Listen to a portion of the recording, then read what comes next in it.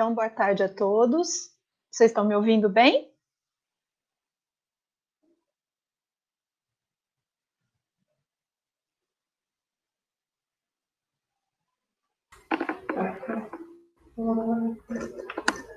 Sim, doutora, Vocês pode estão me continuar. ouvindo? Pode continuar? Sim, Tá ok. sim. Então, é um prazer estar aqui. Eu agradeço a todos pelo convite. E a minha missão hoje é falar um pouquinho sobre o tratamento fisioterapêutico no pós-operatório do câncer de mama. É uma missão bastante complexa se a gente considerar que nós temos somente 40 minutos para falar. Então, eu vou passar por alguns conceitos aqui com vocês. O primeiro deles é a importância da fisioterapia nos primeiros dias pós-cirúrgicos, que vai trazer inúmeras vantagens para as pacientes. A gente acaba falando para as mulheres, para as pacientes, porque é a grande maioria dos casos, né? Mas a gente sabe que o câncer de mama também pode acontecer em homens, numa proporção bem menor, mas também pode acontecer. Então, vai prevenir complicações, dentre todas aquelas complicações que a doutora Edna falou anteriormente, mas principalmente o linfedema e retração de ombro, que são coisas que vão trazer muitas consequências para a qualidade de vida dessas mulheres. E a fisioterapia vai ajudar a promover uma adequada recuperação funcional e propiciar uma melhor qualidade de vida. Se a gente for falar de todas as complicações e sequelas que podem acontecer, a gente tem infecção, seroma, lesões nervosas, a síndrome da rede axilar, que ela falou que é aquela fibrose que acontece, né, no trajeto, diminuição da amplitude de movimento, problemas de autoimagem e problemas posturais. A gente tem alguns estudos que falam que pequenas cirurgias, até mesmo cirurgias que não têm a retirada total da mama, causam problemas posturais e problemas de autoimagem. Dor, que é um componente bastante frequente, fadiga, principalmente durante a quimioterapia. Podem ocorrer distúrbios de cicatrização, disfunções motoras que vão estar associadas muitas vezes a esses problemas posturais, depressão e linfedema. O que acontece? Eu escolhi hoje falar um pouquinho sobre o linfedema, que é tratado, o nosso padrão ouro de tratamento é através da terapia física complexa, que vai englobar drenagem linfática manual, compressão, que é feita através do enfaixamento compressivo ou do uso das malhas num momento posterior, cuidados com a pele e exercícios miolinfocinéticos, que nada mais são do que exercícios que vão ajudar a essa linfa, a movimentação dessa linfa. Então, por que eu escolhi falar dessa terapia? Porque se nós olharmos os outros distúrbios que podem acontecer, as outras sequelas, muitas delas, ou a grande maioria delas, são tratadas através de exercício, através de terapia manual, onde a gente entra com a drenagem linfática, né? E bandagens, muitas vezes, bandagem elástica funcional e muitas vezes o enfaixamento mesmo, no caso do seroma, que pode ser utilizado também.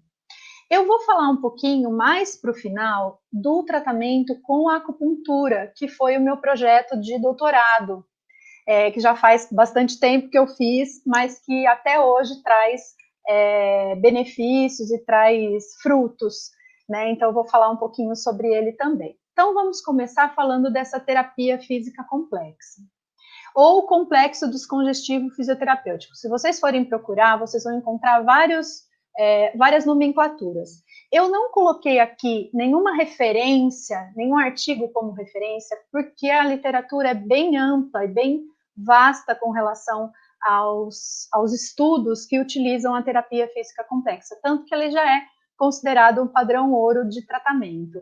Mas depois, se vocês quiserem, eu posso mandar alguns artigos, assim como também as referências que eu estou utilizando nessa apresentação, tá bom? Bom, para a gente começar a falar, a gente tem que entender que o nosso sistema linfático, ele é bastante amplo e ele tem alguns pontos chaves, que são onde a gente tem os gânglios linfáticos, que são grandes concentrações de gânglios que vão funcionar para drenar o excesso de líquido, né, dessa linfa que está circulando no nosso corpo.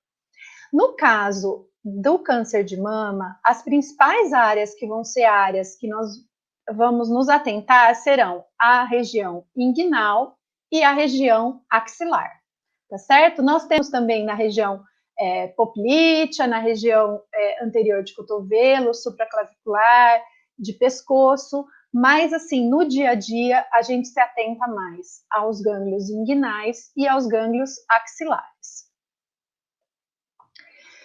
Eu não vou retomar muita coisa, mas eu acho que tem alguns pontos que são importantes para a gente entender como que nós vamos trabalhar com a drenagem linfática manual, que ela é uma drenagem linfática bastante diferente até do que a gente vê em alguns momentos, em algumas outras, para alguns outros problemas, tá? Então, o sistema linfático, ele faz parte do sistema circulatório, ele anda junto, ele anda paralelo ali e vai auxiliar o sistema venoso. Não é um sistema fechado e ele vai, a linfa, nesse caso, ela vai se mover lentamente sob baixa pressão, principalmente provocada pelos movimentos dos músculos esqueléticos. Tá aqui, gente, ó, um ponto super importante. Aliás, 3 pontos importantes. A linfa se move lentamente, então os movimentos da drenagem linfática têm que ser lentos. Ela se move sob baixa pressão, então a gente tem que fazer uma pressão suave. E a importância aqui, ó, dos movimentos dos músculos esqueléticos, porque a importância dos exercícios que vão auxiliar nessa drenagem linfática. Tá? Então, nós vamos ver depois que, conforme a gente for fazendo a drenagem, o enfaixamento não pode limitar a realização de exercícios, tá? Então, vamos lá. Elas conectam-se às veias, vão com esses vasos linfáticos, conduzem as linfas para a corrente, e eles são essencialmente superficiais. Então, quarto ponto importante. Então, movimentação lenta, sob baixa pressão, superficial. E tem que ter movimentação junto, tá? Então, são pontos fundamentais quando a gente estiver pensando em realizar a drenagem linfática manual. Qual que vai ser o objetivo da drenagem? Drenar o excesso de fluido acumulado nos espaços, de forma que a gente tenha uma manutenção das pressões tissulares e hidrostáticas. Então, a gente não quer um excesso de acúmulo de líquido. Uma coisa importante que a Edna falou anteriormente foi que o linfedema, ele é tão falado, né? Apesar dele não ser o mais comum muitas vezes, ele é tão falado porque ele não dá para esconder. E é uma lembrança constante para a mulher de que ela teve câncer. Né? Então, é fundamental que a gente trabalhe com isso também, né? Com esse aspecto, né, durante o tratamento da mulher, né, nesse resgate da imagem dela. Quais serão as manobras que a gente vai utilizar? A evacuação, que vai acontecer nos linfonodos, a captação e a reabsorção. São nomes que a gente utiliza, mas que vão fazer com que a gente tenha uma sequência de manobras, né, que a gente vai fazer. Então, primeiro a gente começa com a evacuação, que é a massagem nos linfonodos. Nos linfonodos. Então, a gente... Gente, desculpa, porque meu filho apareceu, acho que é aqui, né? Então, a outra coisa é a manobra realizada diretamente no segmento. Então, a gente fez a evacuação, daí a gente vai fazer a captação e depois a gente vai fazer a reabsorção. Os efeitos, ela vai aumentar a velocidade de transporte da linfa, prevenir a formação da fibrose, através da remoção de proteínas. Então, aí, ó, um outro benefício da drenagem linfática, vai prevenir a formação de fibrose, que vai auxiliar quando a gente está falando da síndrome da rede axilar, certo? Produz um relaxamento das fibras musculares, o que vai ajudar na postura, né, e na autoimagem da mulher. Aumenta a velocidade de cicatrização, então ela vai ajudar nos problemas também que a gente tiver cicatriciais, aumenta a capacidade de reabsorção dos hematomas e equimoses, então, consequentemente, vai ajudar também no seroma, porque o seroma é um acúmulo de líquido que fica ali, né, incomodando, e muitas vezes o seroma ele vai ter que ser puncionado, ele não sai, mas ele pode ser prevenido, né? Lógico que a punção, nesse caso, não somos nós, fisioterapeutas, que fazemos, né? E ele vai promover um retorno mais rápido da sensibilidade, dos retalhos descolados e também, se tiver algum problema de sensibilidade provocado por alguma lesão nervosa. Porque muitas vezes a gente fala lesão nervosa, mas essa lesão não é completa. Ela é parcial e ela acaba sendo temporária. E vai promover também um relaxamento. A pressão, então, ela tem que ser adequada, suficiente para propulsionar o líquido para dentro dos capilares, aumentando a reabsorção. E abaixo do valor da pressão interna dos capilares, evitando a sua obstrução.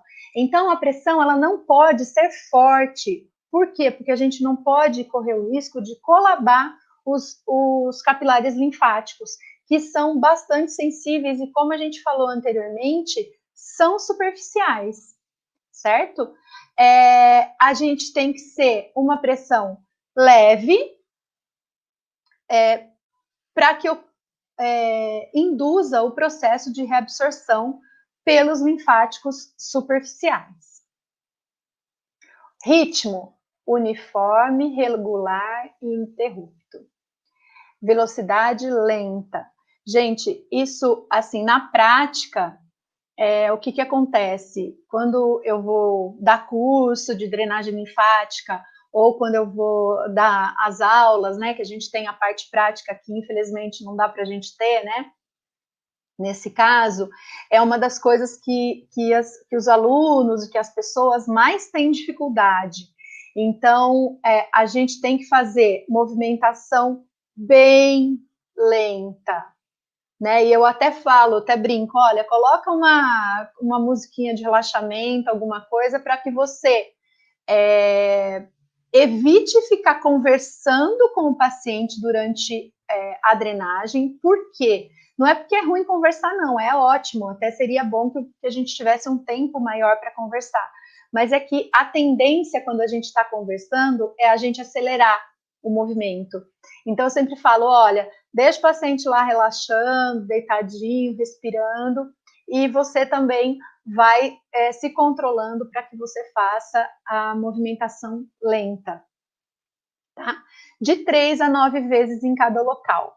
Por que a gente tem essa variação? Porque vai depender da quantidade de locais que você vai drenar naquele determinado momento. E por que eu digo isso? Porque a gente, normalmente, nós não trabalhamos no membro se ele tiver com um linfedema duro, que a gente forma cacifo, né? Que a gente faz a pressão e forma aquela depressão e a depressão não volta. Então, o que a gente faz? A gente vai fazer as manobras de evacuação nos locais, nos gânglios axilar e inguinais, axilar sempre contralateral, porque aqui nós estamos falando dessas complicações que vão acontecer principalmente quando tem a retirada de linfonodos. Quando a gente faz a retirada do linfonodo sentinela, que é apenas aquele linfonodo, o único linfonodo, e essa cirurgia de retirada de linfonodo acontece de uma forma limpa, que a gente chama, né? Não aconteceu problema nenhum durante isso, provavelmente a pessoa não vai ter o linfedema.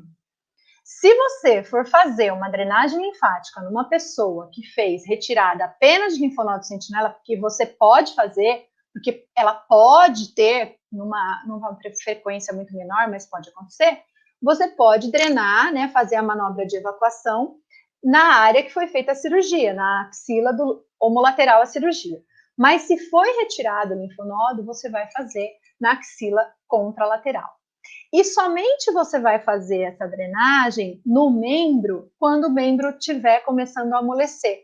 Então, por isso que a gente começa muitas vezes com uma quantidade maior de movimentos em cada local e a gente vai reduzindo à medida que a gente vai aumentando a quantidade de áreas que nós vamos fazer a drenagem.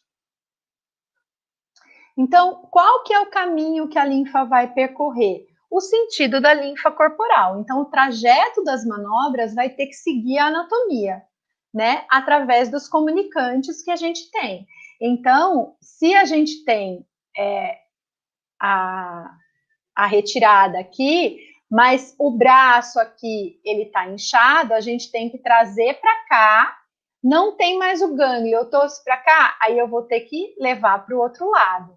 E vou ter que trazer para o inguinal homolateral, tá certo? Então, onde nós vamos fazer as manobras de evacuação? Na região axilar contralateral e na região inguinal homolateral, tá certo? A gente sempre começa e vai terminar da mesma forma, com a manobra de evacuação.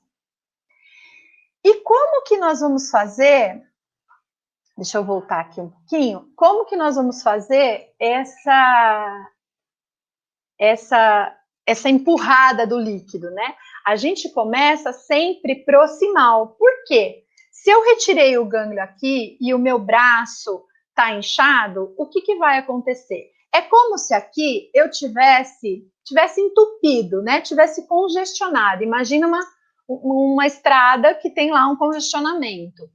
Não adianta eu pegar a linfa daqui debaixo do meu braço e tentar trazer para cá, eu vou acumular cada vez mais. Então, o que eu tenho que fazer? Eu tenho que começar por aqui, desobstruindo e depois ir trazendo, tá certo? Por isso que é tão importante o membro já tá amolecido. Esse sistema de drenagem linfática a gente vai usar com algumas modificações também para membro inferior. É que em membro inferior tem alguns outros pontos que a gente tem que falar.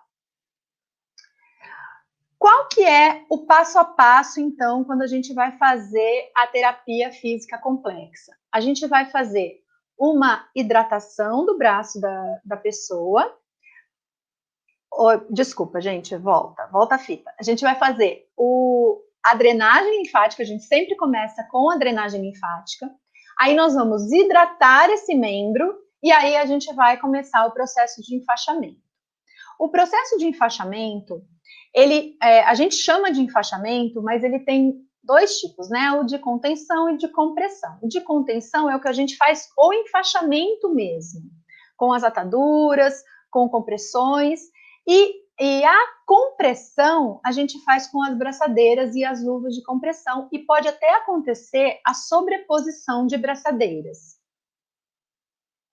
Então, qual que é a diferença?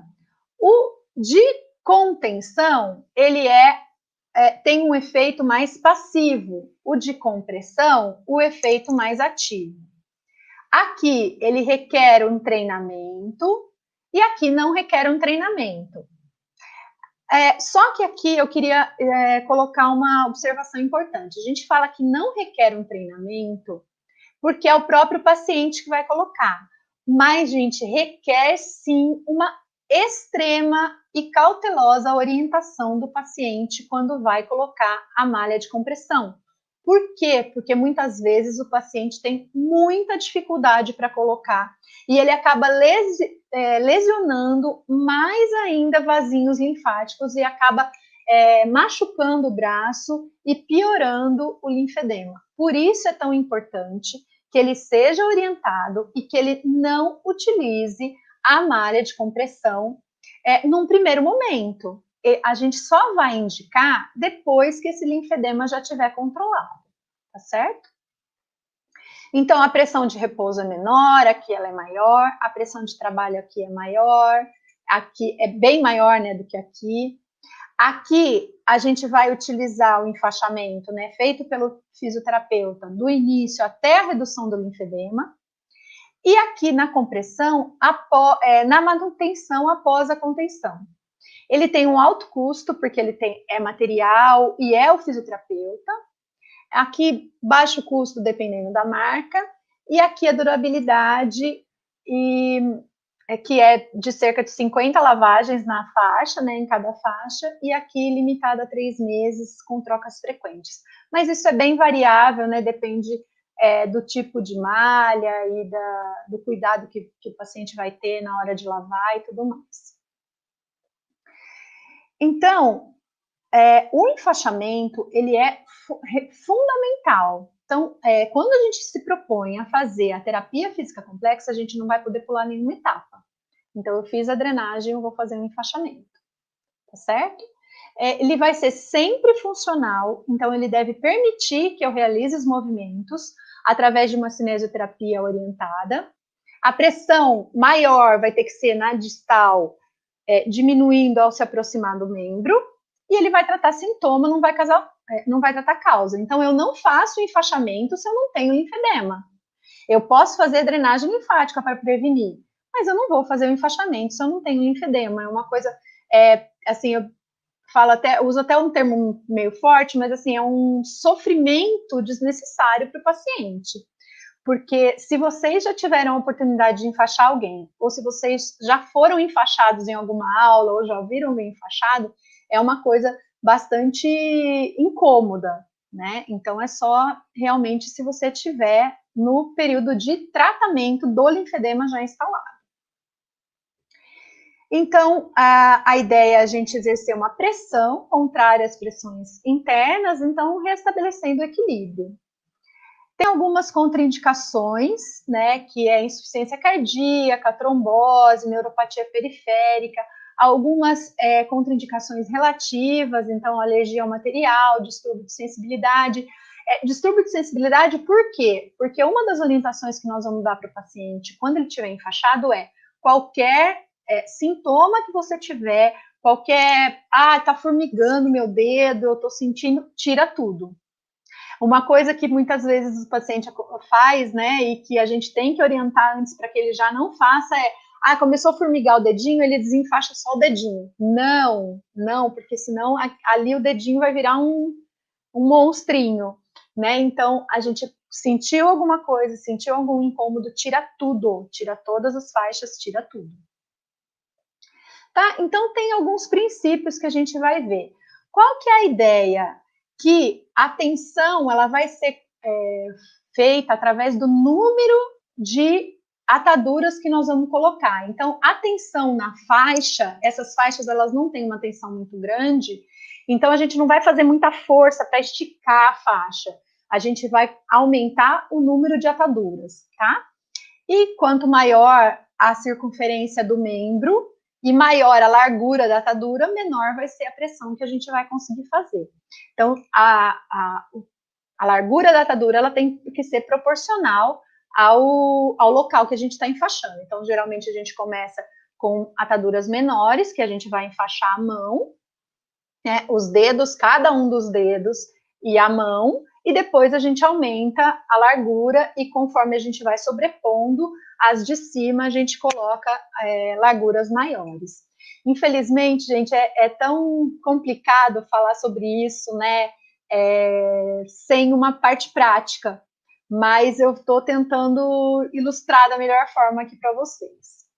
Então, a pressão, ela vai ser mediante uma contração muscular, então o músculo contrai, vai aumentar o volume desse músculo e a atadura vai comprimir. Então, quanto mais rígido for o enfaixamento, maior será a pressão de trabalho. Só que a gente não pode muito se empolgar nisso. Por quê? Porque o enfaixamento ele não pode ser rígido demais a ponto de causar dor, né, ou causar algum tipo de desconforto, e também não pode ser rígido demais a ponto de causar uma limitação de movimento, tá certo? Então, a pressão de repouso é a pressão das ataduras com o membro em repouso, ela é uma pressão permanente. o enfaixamento com o membro contraído para conseguir maior pressão de repouso. Então, durante o processo de enfaixamento, geralmente eu fico em pé, em frente ao paciente, ele fica sentado, e eu peço para que ele coloque a mão fechada e apoie no meu abdômen, para que ele consiga manter a contração, né, e ficar com o membro elevado de uma certa forma para que facilite o enfaixamento, e isso a gente consiga ter uma maior pressão durante o repouso. Então, a qualidade da pressão ela vai se dar pelo número de camadas, alguns materiais que a gente usa, e uma coisa importante, né? As faixas que a gente usa, ela tem curta extensibilidade e alta elasticidade. Então, vai ser grande a pressão que nós vamos conseguir exercer com isso. Aqui é a forma, né? Então, manter o paciente à frente, o braço apoiado. Então, geralmente eu peço para ele apoiar em mim mesma, eu acho mais fácil. Qual que é o passo a passo? Então, a gente hidrata, coloca uma malha tubular, coloca uma proteção que é uma espuma de algodão, e aí a gente começa enfaixando a mão e antebraço e braço, tá certo? Quais são as orientações? Movimentar o braço, realizar exercícios de diversas amplitudes de movimento, retirar o enfaixamento em caso de qualquer formigamento, parestesia, dor, e retirar pouco antes de retornar à fisioterapia.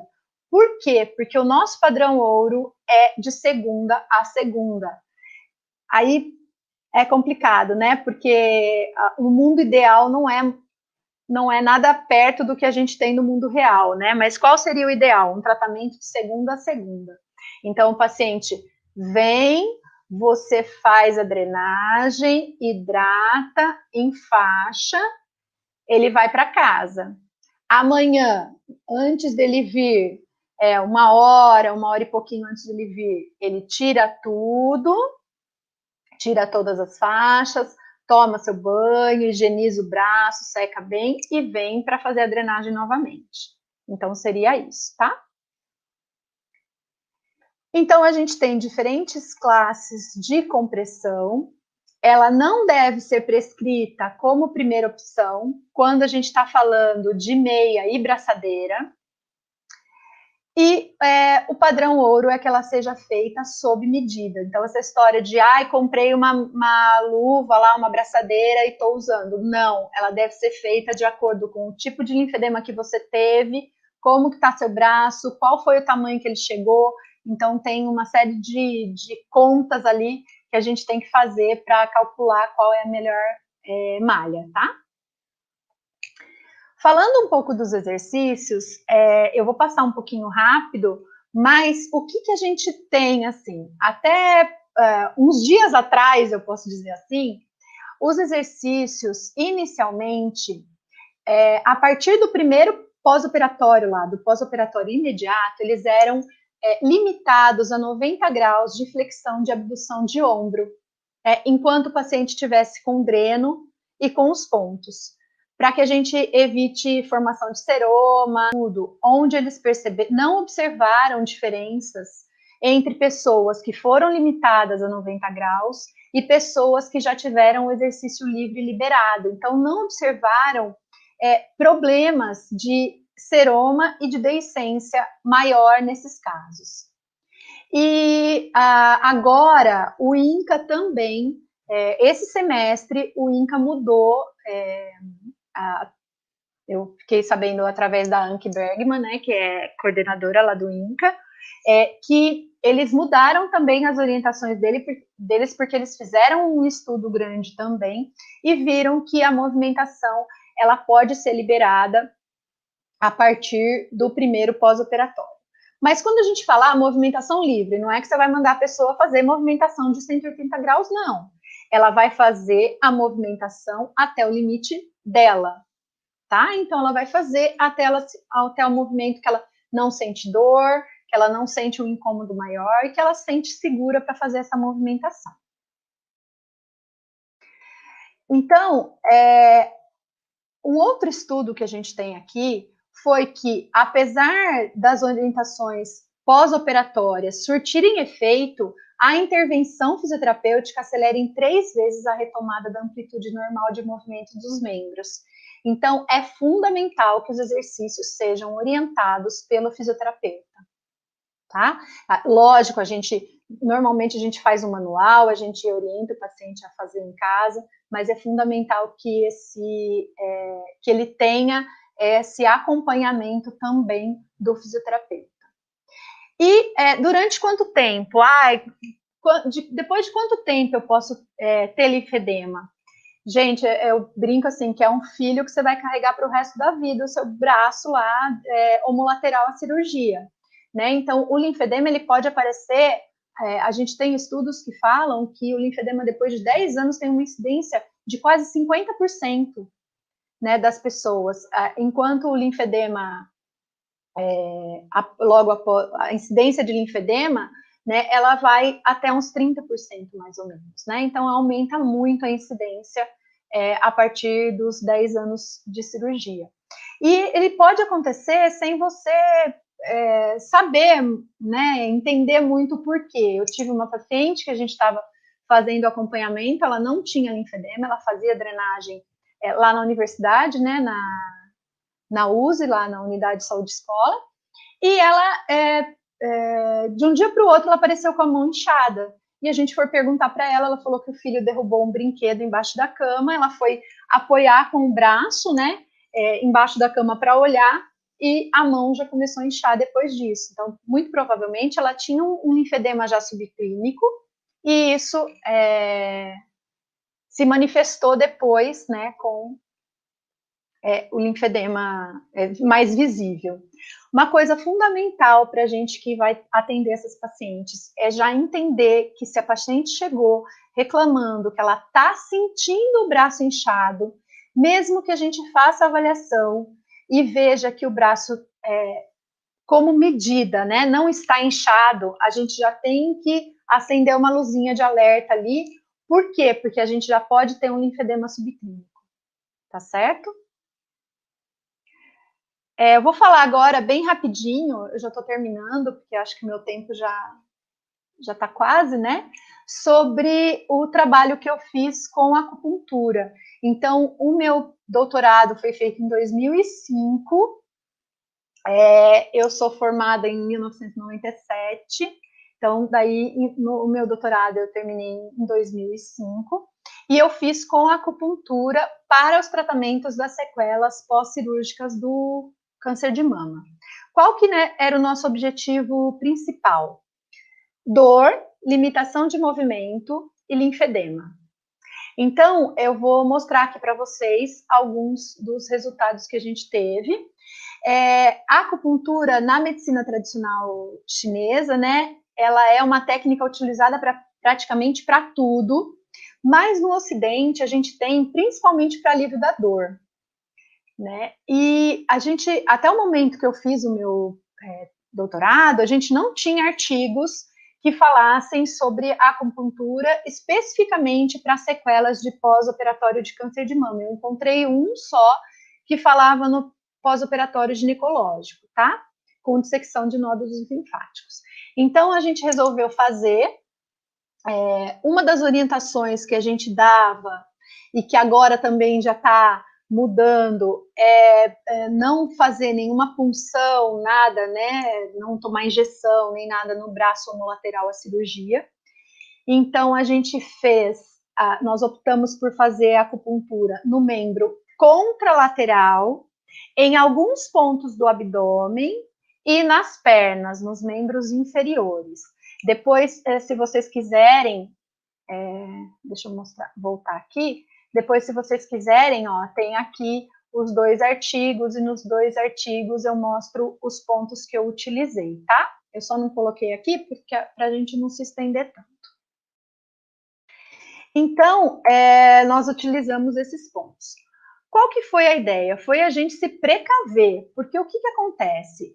Se a gente for pegar os chineses mesmo, né, a medicina tradicional chinesa, os livros não falam que a acupuntura vai trazer qualquer complicação, Então, poderia ser utilizada no membro homolateral? Pela medicina tradicional chinesa, poderia, mas como a gente está no Ocidente e como a gente não sabia o que esperar desse estudo, nós optamos por prevenção fazendo membro contralateral. Nós pegamos 30 pacientes, foi uma série de casos, então a gente não teve grupo controle. Desses 30 pacientes, apenas uma foi descontinuada, porque aconteceu um problema externo, né, não tinha nada a ver com a acupuntura e ela descontinuou o tratamento, todas as outras continuaram, tá? Então, qual que era a grande diferença? Vocês lembram lá que eu falei que a drenagem é feita de segunda a segunda, no padrão ouro, né, de segunda a segunda, seguida de enfaixamento. No caso da acupuntura, ela era feita uma vez por semana, durante 30 minutos, então o paciente chegava, a gente fazia 30 minutos de acupuntura, tá?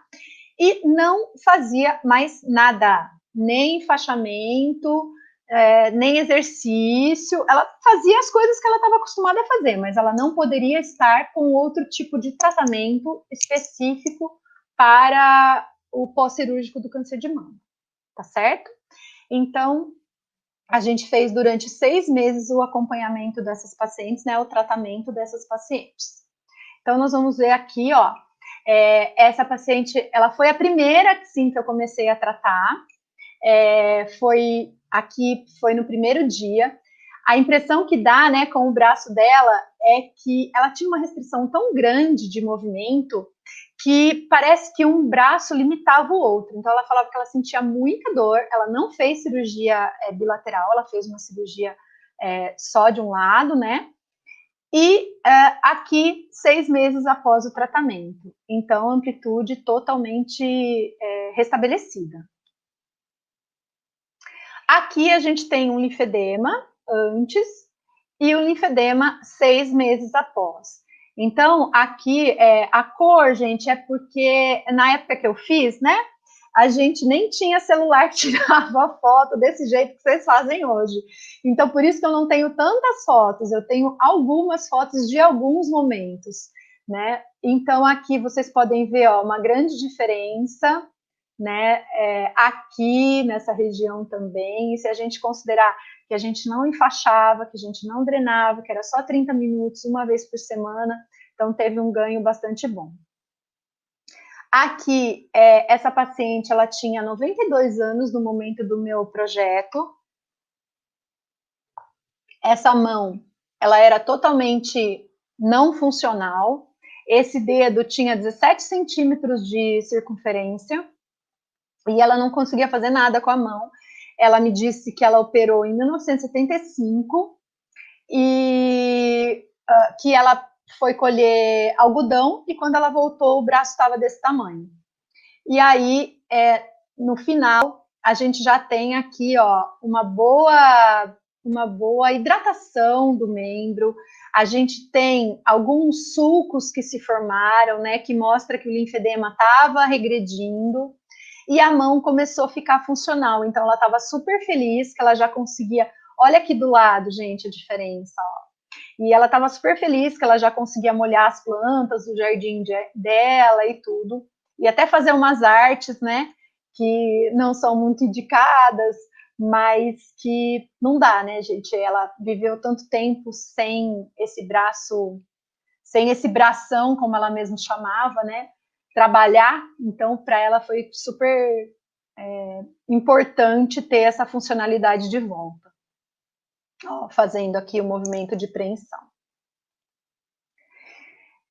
Então, a gente teve aqui algumas sensações que elas relataram, né? Então, todos deram significativo, sensação de peso e de repuxamento, então diminuiu significativamente. E algumas coisas que foram aspectos que, num primeiro momento, não eram objetivo do nosso estudo, mas que, como a gente não sabia muito o que ia acontecer, né? Eu pedia para que elas relatassem qualquer sintoma que elas tivessem, qualquer sensação diferente que elas tivessem durante o período de estar se tratando com acupuntura. Então, elas relataram bem-estar, relataram que melhorou o impacto na vida delas, que o sono melhorou, que as atividades de vida diária melhoraram, a ausência de dor melhorou em 100% delas, então 100% delas tinha dor, né? Maior disposição, a vida melhorou muito, que elas estavam mais calmas, que elas estavam tendo uma diurese melhor, né? Fazendo melhor xixi, que o intestino estava melhor, e algumas coisas que a gente não imaginava. Então, menos dor no corpo, menos inchaço, que elas estavam se alimentando melhor. 2 relataram melhor vida sexual. Uma delas falou que o marido nem deixava ela faltar mais das sessões, de jeito nenhum, que era ele que ficava marcando o horário para ela não perder hora. Melhora da hemorroida, controle de pressão, diabetes e ausência de flebite. Então, foi, assim, muito importante. E eu falo que esse trabalho traz frutos até hoje, porque essa semana mesmo, uma das minhas ex-pacientes me encontrou no Face e falou que ela usou um termo que eu fiquei bastante feliz, né? Ela disse que ela foi abençoada por esse trabalho que já faz 15 anos. Né? Então, foi muito gratificante. Eu acho que não dá tempo de eu mostrar um vídeo que eu tenho aqui sobre o tratamento, mas depois, no final, se der tempo, eu volto e mostro para vocês. E eu queria só deixar uma mensagem que eu acho bem legal, assim, o seu trabalho vai preencher boa parte da sua vida. E a única maneira de ser verdadeiramente satisfeito é fazer o que acredita ser um ótimo trabalho. E a única maneira de fazer um ótimo trabalho é amar o que faz. E realmente, quando a gente trabalha com saúde da mulher, assim, a gente tem que amar mesmo o que a gente faz. E eu, pela área de oncologia, fui fisgada, né? O bichinho da oncologia me pegou. Então, eu gosto muito mesmo disso, dessa parte. Então, é muito gratificante. E eu espero ter passado, espero que tenha ficado claro tudo que eu falei. Eu peço desculpas se eu falei muito rápido, mas é que é muita coisa, então estou à disposição se vocês quiserem fazer alguma pergunta. Nós agradecemos a doutora Michele pela apresentação. As dúvidas foram sanadas à medida que você foi apresentando o seu trabalho. Nós gostaríamos de saber se, associado mais técnicas, né, mais recursos ao paciente, seria possível restabelecer o sistema linfático normalmente. Na verdade, não, porque o que acontece? Se você tem a retirada dos gânglios, aqueles gânglios não vão voltar mais, né? Foram retirados. Você só vai conseguir restabelecer se você fez só, por exemplo, a retirada do linfonodo sentinela. E aí você consegue restabelecer, porque foi o único gânglio que foi retirado. Agora, se você tira uma grande quantidade de gânglios, aquilo não tem mais.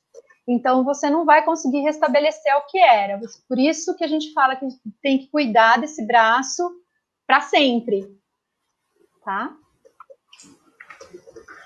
Acredito que seja isso. Nós agradecemos pela sua disponibilidade e pela excelente apresentação. Muito obrigada. Eu agradeço novamente. Muito obrigada a vocês pelo convite.